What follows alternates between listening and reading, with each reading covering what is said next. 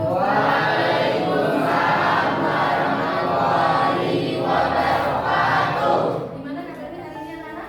Baik. Alhamdulillah sehat ya, baik ya. Oke.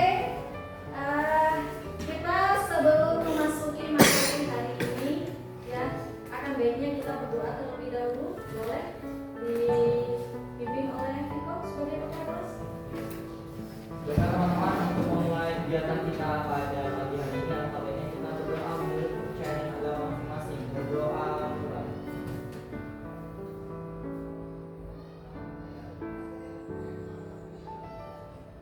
Berdoa selesai.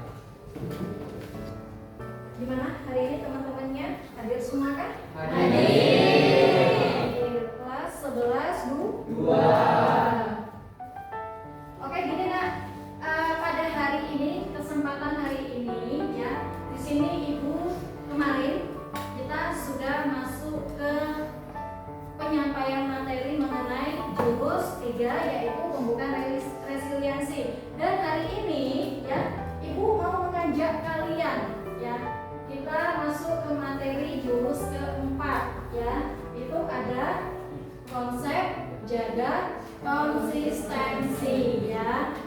Berarti kalau konsistensi itu tahu ya, berarti konsisten atau berkepanjangan. Dampaknya itu lama gitu ya. Sebelum kita masuk ke tahap selanjutnya, ada baiknya kita sedikit ice breaking ya, ice breaking kecil ya. Siap? Ya.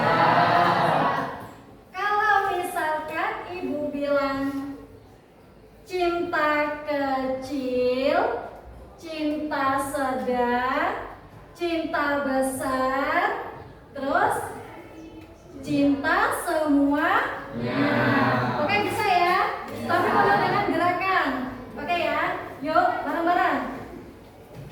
Aku cinta kecil, cinta sedang. Ulang dong. Bareng-bareng ya. Cinta kecil, cinta sedang, cinta besar, aku cinta semuanya. Oke. Next, karena kita sudah ice breaking, perhatikan tampilan layar di depan. Sebelumnya kita baca bersama dulu ya. Bareng-bareng. Selamat datang di kelas Padepokan. Sebagai siswa, kali ini kamu akan belajar jurus jaga konsistensi. Siapkan diri dan konsentrasi. Siluman harimau akan menghalangi. Lawan dan kalahkan siluman itu sebagai tanda kamu sudah bisa memahaminya. Ya. Nah, di sini kita ada sedikit melakukan aktivitas kecil ya. Ibu minta kalian seluruhnya bersama dengan teman sebangku berhadapan. Oke, berhadapan semuanya. Silakan. Oke, sudah membentuk berhadapan.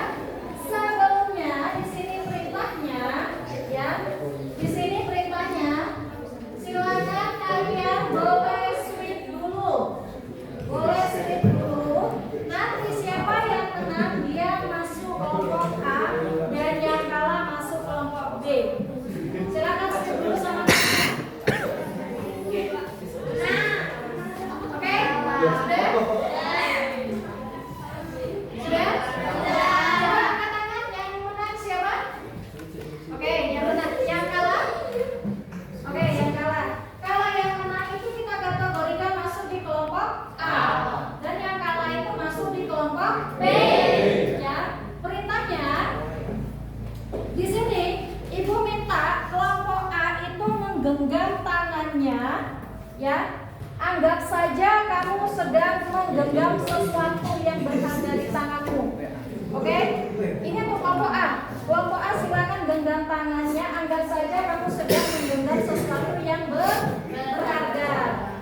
Tugasnya kelompok B, ya. Tugasnya yang B, usahakan, pikirkan caranya. Boleh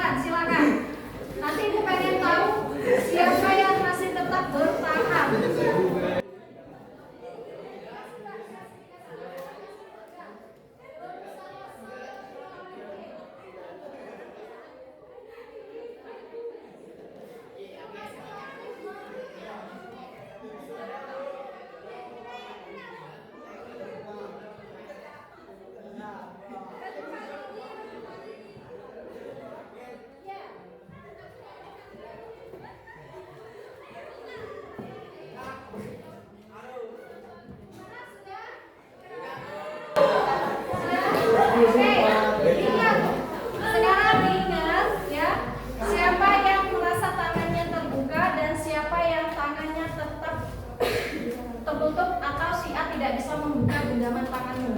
Ingat. Sekarang kembali ke yang B. Ya.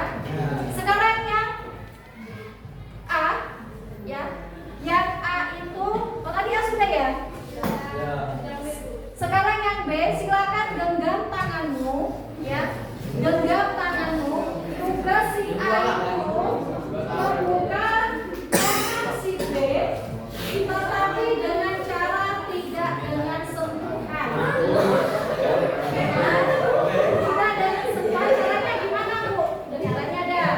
Diperhatikan dulu. Caranya, boleh kamu membuka itu tangan si B, ini tugas A ya. Membuka tangan si B tanpa bentuk sentuhan. Boleh dengan cara rayuan, boleh dengan cara iming-iming, ya, terserah. Yang terpenting bagaimana caranya tangan si B itu terbuka. Coba dicoba ingat betul, aku kasih waktu 1 menit lagi. Ini aku pengen tahu nanti siapa yang bisa membuka tangan si B dengan tanpa sentuhan. Boleh dari rayuan, boleh dari rayuan.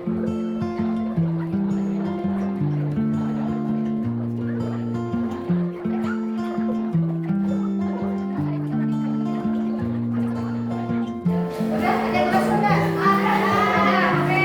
Oke, sekarang yang nggak berhasil mana? Yang A tadi kan menggenggam tangannya, si B memaksa adanya bentuk sentuhan, ya kan? Nah, sedangkan yang B yang menggenggam, yang membuka adalah si A. Oke, next. Karena tadi kegiatannya sudah selesai, ya, yang membuka kepala antara kelompok A dan B.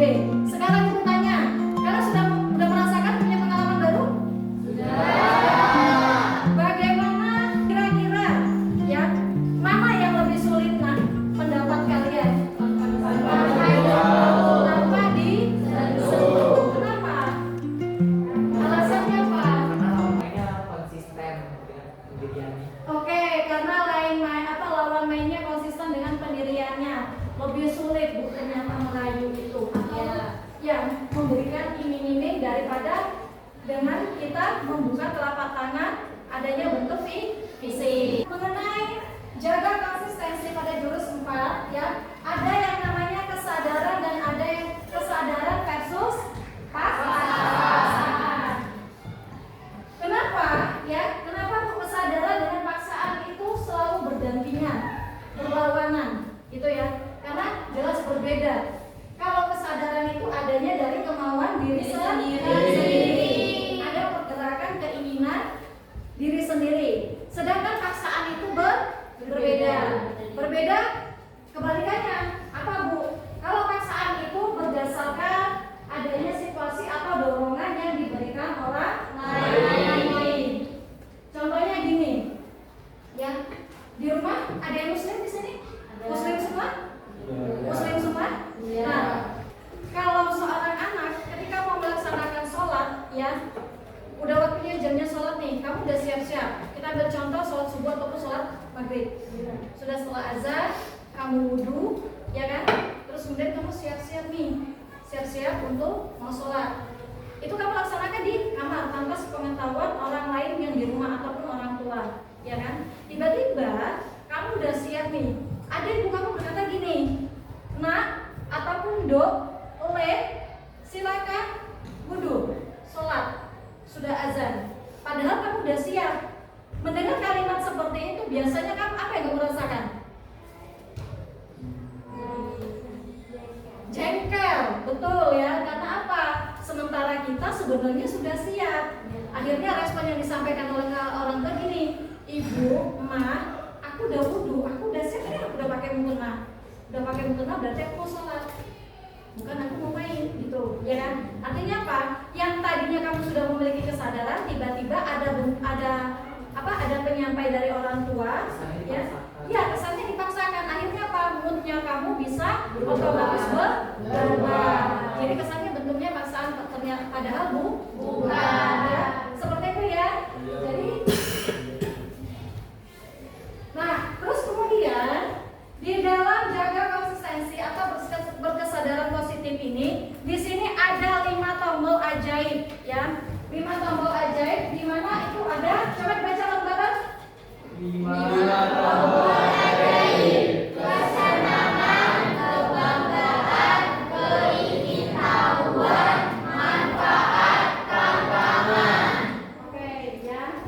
Jadi dalam berkesadaran itu di sini ada 5 tombol ajaib. Kenapa? Karena kalau kita melakukan suatu kesadaran itu pasti yang kelima-limanya ini saling berkaitan. Ya. Coba ada mungkin yang mau berbagi pengalamannya, ya, yang berbagi pengalamannya terkait dengan kesadaran positifnya, berkaitan dengan 5 tombol ajaib ini.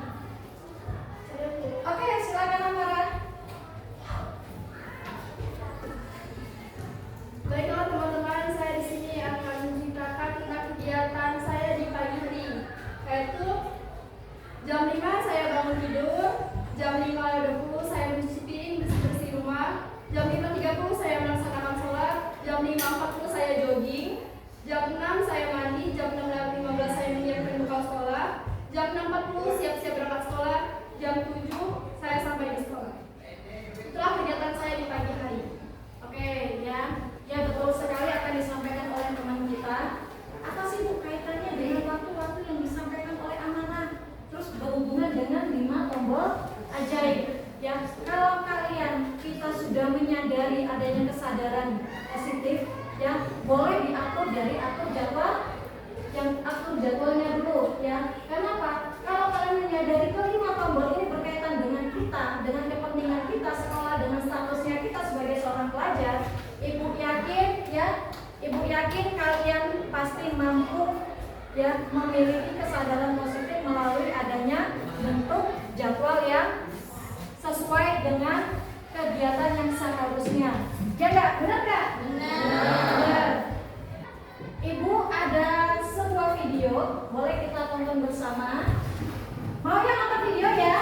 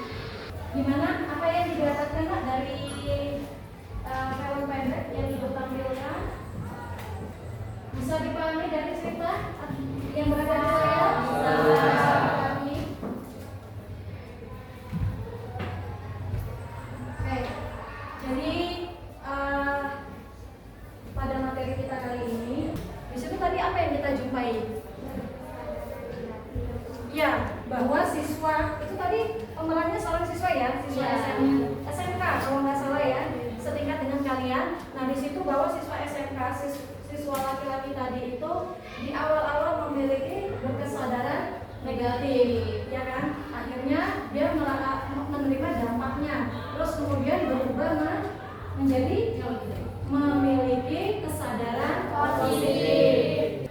Sebelum menutup akhir jumpanya kegiatan kita materi hari ini, ya, Ibu minta kalian membuat masing-masing satu kalimat di lembar kertas, ya. Sampai di sini mungkin sembari menunggu ada teman kita atau di antara kalian yang mau berbagi cerita tentang. Oh, oke, boleh. Esther, silakan maju, Esther. Mau di situ aja. Oke, silakan. Perhatikan teman kita ya, Nak ya, yang mau berbagi cerita terkait dengan materi kita hari ini. Baik teman-teman, saya akan membagikan cerita kesadaran negatif yang pernah saya alami. Selama seminggu yang lalu, saya memiliki 3 PR dan saya tidak mengerjakannya karena malas. Karena saya selalu buka sosmed, akhirnya terbengkalai. Saya dipanggil guru BK lalu mendapatkan peringatan dan nasihat. Setelah dapat masukan dari guru BK, saya merubah gaya hidup saya. Saya bangun jam 5, setelah itu main HP sebentar. Saya membersihkan kamar, lalu saya membantu ibu saya. Setelah itu saya mandi dan jam 6:10 saya berangkat sekolah. Setelah itu sampai ke sekolah jam 6:38. Oke, 38. Oke, beri tepuk tangan dulu. Atas berbagi ceritanya pengalaman teman kita sendiri, ya. Jadi benar yang disampaikan oleh Esther, yang berawal dia mengalami masalah pribadi, ya, kurangnya disiplin diri dalam gaya belajarnya, gitu ya. Terus kemudian merasakan dampak adanya bentuk teguran yang diberikan oleh guru BK. Benar nggak, Esther? Terus kemudian dari penyampaian atau bentuk teguran yang diberikan oleh guru BK, akhirnya dia menyadari atas apa-apa saja yang disampaikan oleh guru yang bersangkutan, guru BK-nya. Akhirnya dia pikirkan, dia renungkan bahwa yang dia lakukan selama ini adalah salah. Terus kemudian dia berpikir kembali bahwa hal itu salah, belajar untuk menata ulang, ya, mengenai daya belajarnya ataupun disiplin belajarnya.